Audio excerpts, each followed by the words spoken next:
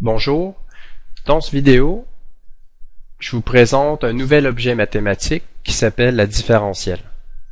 On note la différentielle dy. À l'aide de cette illustration, je vais vous montrer à quoi correspond dy graphiquement.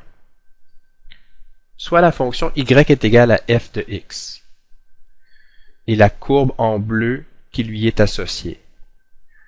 Je choisis un point P associé à la valeur x, j'ai construit une tangente à la courbe, et un deuxième point associé à x plus delta x que j'ai dessiné en orange sur la courbe bleue.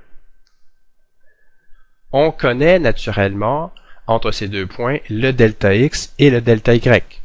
Delta y, c'est simplement la différence des images, delta x, c'est la différence des x.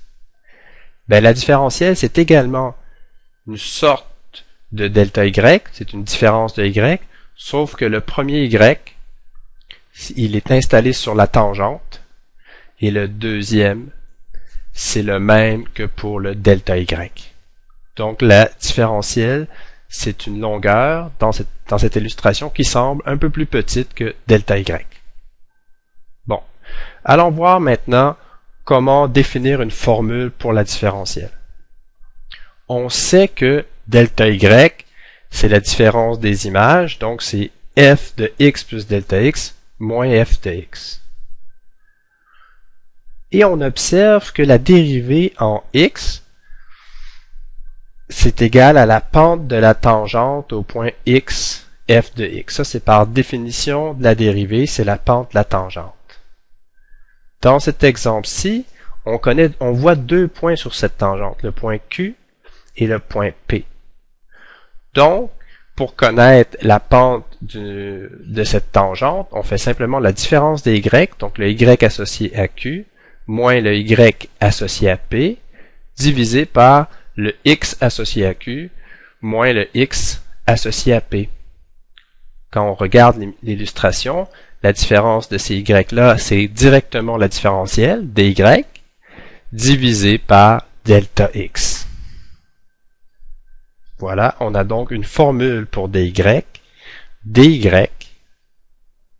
Donc, on a une formule, dy est égal à f' de x fois delta x. C'est la formule qu'on recherchait.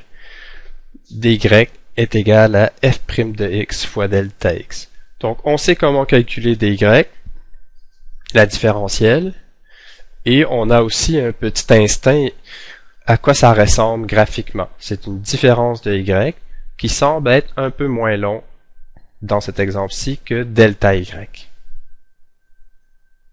Je vais maintenant utiliser cette formule dans un exemple concret. Soit f de x est égal à racine de x, fixons x est égal à 16 et delta x est égal à 0.2. Je vais calculer delta y et dy, je vais les comparer pour voir s'il y a une grande différence entre ces deux valeurs. D'une part, delta y, c'est la différence des images. Donc, c'est racine de 16 plus 0.2 moins racine de 16. Ce qui correspond à racine de 16.2 moins 4. J'utilise la calculatrice et j'obtiens que ça vaut 0,0249.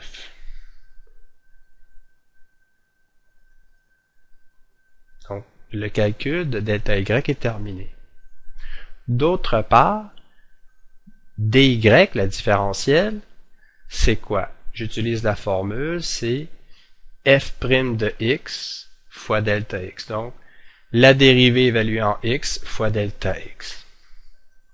La dérivée de la fonction racine de x, c'est simplement 1/2 fois 1 sur racine de x. Je vais utiliser cette dérivée dans ma formule et j'évalue en x est égal à 16. Donc j'obtiens 1/2 fois racine de 16 fois delta x qui est fois 0.2.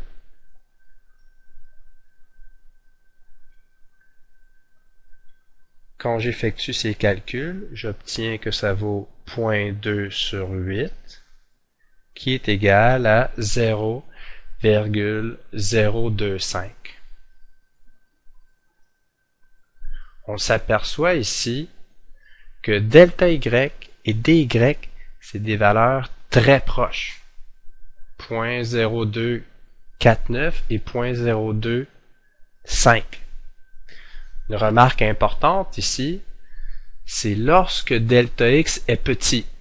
C'est subjectif ici. Bon, delta x valait 0.2, mais c'est vrai en général. Dès que delta x est petit, on considère que delta y est approximativement égal à dy. C'est des valeurs qui sont très proches. J'ai deux commentaires concernant la notation. Premier commentaire, j'utilise la fonction y est égal à x, la fonction identité. Alors la différentielle de y par la formule, c'est x' fois delta x qui est égal à delta x. Autrement dit, la différentielle de la fonction x, c'est delta x. On note simplement que dx est égal à delta x. Donc, une nouvelle façon de réécrire la formule que nous avons vue un peu plus tôt, c'est que la différentielle de y, c'est égal à f' dx. En calcul différentiel, nous avions vu que la fonction dérivée, on la note dy sur dx. C'est la notation de Leibniz que nous avions utilisée. Quand on considère dy et dx comme des différentiels, on multiplie cette équation par dx et on obtient dy est égal à f' de x dx, ce qui est cohérent avec la notation de Leibniz.